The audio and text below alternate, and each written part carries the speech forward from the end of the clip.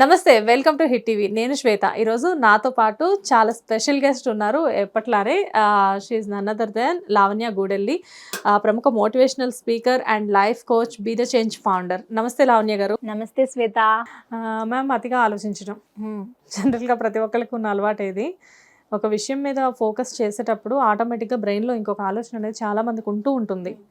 And అతిగా ఆలోచించొద్దు, అసలు పొద్దునే అనుకుంటారు ఈరోజు నేను ఏం ఆలోచించకూడదు, ఇది చక్కగా వెళ్ళాలి, వర్క్ చేసుకోవాలి, రావాలి, చదువుకోవాలి, రావాలి, ఇలా ఏదో ఒకటి. బట్ మైండ్లో మాత్రం ఎప్పుడు చూసినా ఒక నెగటివ్ థాట్స్ అనేవి తిరుగుతూ ఉంటాయి. కరెక్ట్. అతిగా ఆలోచించడం అనేది అది ఒక డిసీజా, లేకపోతే అతిగా ఆలోచించడం అనేది ఆ ఆలోచనల నుంచి మనిషి ఎలా డైవర్ట్ అవ్వాలి?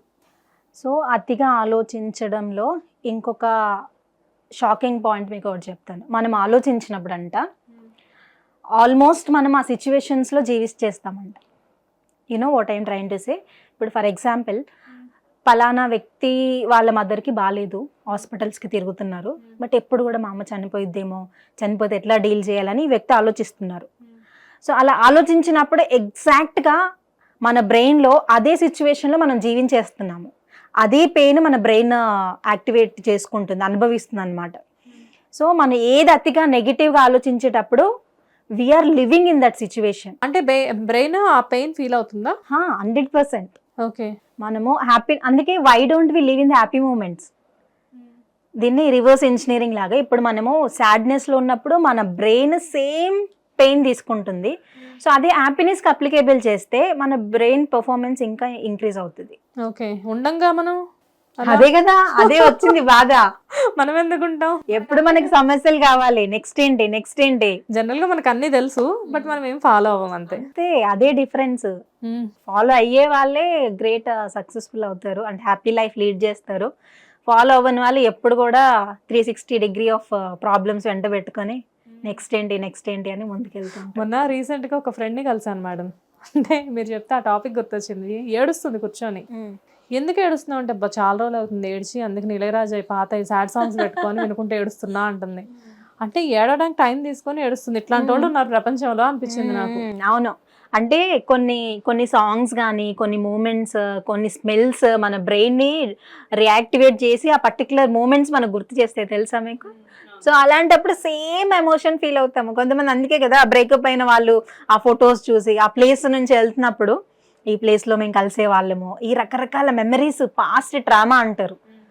నిజంగా చెప్పాలి అని అంటే పాస్ట్ అయిపోయింది, ఇప్పుడు ప్రెసెంట్లో జీవించు కదా. అదే కైండ్ ఆఫ్ దరిద్రాన్ని ఎంట పెట్టుకుని ఎందుకు తిరుగుతామని నేను గుర్తొస్తాయిలే మేడం ఆటోమేటిక్ గా. మంచి పనుల కోసం గుర్తొస్తే అంటే గుర్తొస్తాయి, గుర్తు చేసుకొని ముందుకెళ్ళు. కానీ ఆ గుర్తింపులోనే నువ్వు ఉంటే నీకు గుర్తింపు లేకుండా అవుతుందని నేను అనుకుంటాను. ఓకే. కానీ బట్ మీరు అన్నట్లుగానే ఒకవేళ మనం నెగిటివ్గా అంటే ఇప్పుడు అక్కడ ఏం జరగలేదు, మీరు అన్నట్లుగానే ఇప్పుడు మదర్కి బాగాలేదు, బట్ అమ్మో మా అమ్మకి ఏమన్నా అవుతుందేమో, ఏమన్నా అయిందేమో, అలా ఆ ట్రాన్స్లోకి వెళ్ళిపోతే నిజంగా ఈ నెగిటివ్ థాట్స్ అనేవి నిజమయ్యే ఛాన్సెస్ కూడా 100% అట్రాక్ట్ అవుతాయి. మనం అసలు ఒక సిరీసే చేయొచ్చు లా ఆఫ్ అట్రాక్షన్ మీద. లా ఆఫ్ అట్రాక్షన్ అనేది మీరు చూస్తే ఇది ఒక మతం కాదు, లేదంటే ఒక మంత్రం కాదు, లేదంటే ఒక్క సైంటిస్ట్ చెప్పింది కూడా కాదు. కొన్ని వేల లక్షల కోట్ల మంది ప్రూవ్ చేసింది law of attraction, law of assumption అని. యాన్సియంట్ అంటే పురాతన కాలంలో ఉన్న ఈ నాలెడ్జ్ అంతా గ్యాదర్ చేసి అన్ని రకాల మతాల నుంచి. మీకే సింపుల్, మీకు లాస్ట్ టైం కూడా ఒకటి చెప్పాను. మీరు ఒక BMW కార్ని బాగా ఆలోచించుకున్నారు. మీ ఇంటి దగ్గర స్కూల్గా మీ పాపని స్కూల్కి పంపేటప్పుడు, మీరు ట్రావెల్ చేసేటప్పుడు you right this. Next time ఇంటర్వ్యూలో మీరు నాకు చెప్పాలి, BMWని ఆలోచించుకోండి.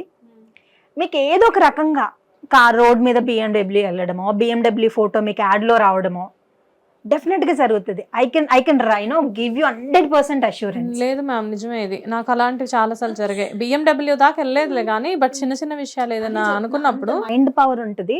మొబైల్ ఓపెన్ చేయగానే, ఇప్పుడు సపోజ్ మనం ఒక సెలబ్రిటీ గురించి అనుకుంటా, ఈ పర్సన్తో ఇంటర్వ్యూ అనుకుంటున్నాము అని చెప్పి ఏదో మొబైల్ చూడగానే ఆ పర్సన్కి సంబంధించిన నోటిఫికేషన్, దాట్ ఈస్ అట్రాక్షన్. మన థాట్స్ ఆ పర్టికులర్ సిచ్యువేషన్ అట్రాక్ట్ చేస్తాయి. So this is very proven thing.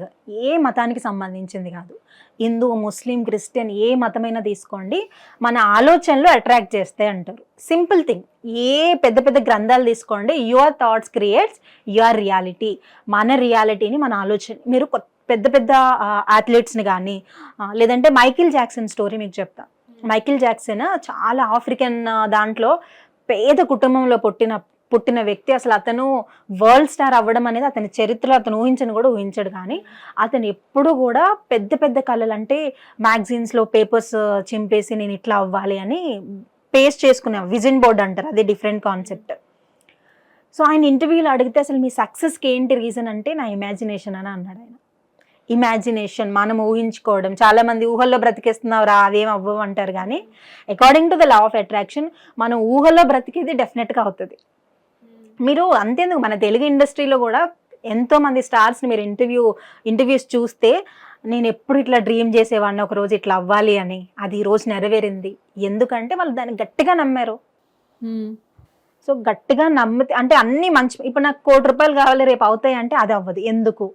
ఎందుకు అవ్వదు అంటే మన థాట్స్ ఆ ఫ్రీక్వెన్సీతో మ్యాచ్ అవ్వవు. అంటే ₹1,00,00,000 నాకు వస్తాయా, నేను అసలు ఎలిజిబుల్లా, నేను డిజర్వ్ అని అనుకుంటాము. కాబట్టి మన థాట్స్ మనం ఏదైతే గట్టిగా నమ్ముతామో అది సింపుల్. ప్రతి మతంలో కూడా చెప్తారు మీరు దేవుణ్ణి నమ్మండి అవుతుంది. ఈ లా ఆఫ్ అట్రాక్షన్ ఏం చెప్తుంది అంటే మీరు మీ థాట్స్ నమ్మండి అది ఎగ్జాక్ట్గా నెరవేరుతుంది అంటారు. So thoughts create, it's a quantum physics, not in any religion. నేను 100% చెప్తున్నాను కదా. మనం ఏదైనా గట్టిగా అనుకొని మనసులో దాన్ని నమ్మి దాన్ని ఇమాజిన్ చేసుకొని, ఇప్పుడు కోట్ల బిజినెస్ జరుగుతుంది ఈ పర్సనాలిటీ డెవలప్మెంట్ ఇండస్ట్రీ మీదే. ఎంతమంది NLP అని రకరకాల టెక్నిక్స్, 3 hours కూడా మనం మాట్లాడుకోవచ్చు ఆ టాపిక్ గురించి. జనరల్గా అతిగా ఆలోచించడం కరెక్ట్ కాదు అని చెప్పేసి అంటారు. ఇప్పుడు మీరు చెప్పే లా ఆఫ్ అట్రాక్షన్కి నాకు అతిగా ఆలోచించినా తప్పులేదు, బట్ పాజిటివ్ వేలో ఆలోచించాలి. ఆలోచించమన్నారు కదా అని చెప్పేసి మరి ఇదిగో నేను ఆఫీస్ నుంచి బయటకు వెళ్ళేసరికి బయట BMW పార్క్ చేసి ఉండాలి ఇలా అని కాదు. బట్ మనం ఏదైతే ఆ BMW కొనుక్కోవడం కోసం మనం కష్టపడాలి, అది ఏ విధంగా మనం ఫుల్ఫిల్ చేసుకోవాలి అనే వేలో మనం ఆలోచించుకోవాలి. సింపుల్ టెక్నిక్, అది ఎగ్జాంపుల్. ఓకే, సో కొన్ని సిచ్యువేషన్స్ లో కొన్ని ఆలోచనలు అనేది బెటరే అంటారు. But what about negative thoughts కూడా నిజమయ్యే ఛాన్సెస్ 100% అవుతాయి, నో డౌట్. ఇప్పుడు థాట్స్ క్రియేట్స్ రియాలిటీ అన్నారు కానీ అవి మంచి థాట్సా చెడ్డ థాట్సా అని చెప్పలేదు. మీ ఆలోచనలే మీ భవిష్యత్తుని క్రియేట్ చేస్తాయని మనకి పెద్ద పెద్ద వేదాలు అవన్నీ చెప్తున్నాయి. మీ ఆలోచనలు అవి మంచి ఆలోచనలా చెడ్డ ఆలోచనలా పిచ్చి ఆలోచనలా అని కాదు. ఆలోచన అంటే ఒకటే, నువ్వు ఎలా ఆలోచిస్తావు అనేది నీ మీద ఆధారపడి ఉంటుంది. కాబట్టి మన ఆలోచనని మనం ఎంత పాజిటివ్గా పెట్టుకుంటే లైఫ్ అంత పాజిటివ్గా వెళ్తుంది. Wow, nice. సో ఏదైనా కానీ ఆలోచనలు 2 రకాలు, పాజిటివ్ నెగిటివ్. కాకపోతే మీరు చెప్పేది ఏంటంటే సెకండ్ దాని జోలికి వెళ్ళకుండా పాజిటివ్ థింకింగ్ చేయమని చెప్తున్నారు. బట్ నెగిటివ్ థింకింగ్ వస్తుంది, అది మన బ్లడ్ లోనే ఉంది, మనం దాన్ని వదిలిపెట్టి వెళ్ళలేము. కానీ దాన్ని బ్యాలెన్స్ చేసుకోవాలి. మనది ఎంత బీ పాజిటివ్ అయినప్పటికీ కూడా నెగిటివ్ థింకింగ్ ఆటోమేటిక్గా వస్తుంది. 100%. సో దాన్ని బ్యాలెన్స్ చేసుకుంటూ ముందుకు వెళ్ళిపోతే మనకి కోట్లు ఉండక్కర్లా, ఉన్న చిన్న జాబ్తోనే నువ్వు హ్యాపీగా ఉంటావు. అది మైండ్లోనే, మన ప్రపంచం అంతా మైండ్లోనే రన్ అవుతుంది కదా. వావ్, కానీ మన మైండ్ ఇంత పవర్ఫుల్ అని చెప్పి నాకు తెలియదు మ్యామ్. మీలాంటి వాళ్ళతో 100% పవర్ఫుల్. మీరు డెఫినెట్గా లిటిల్ రీసెర్చ్ చేయండి, you will be shocked. Wow, thank you.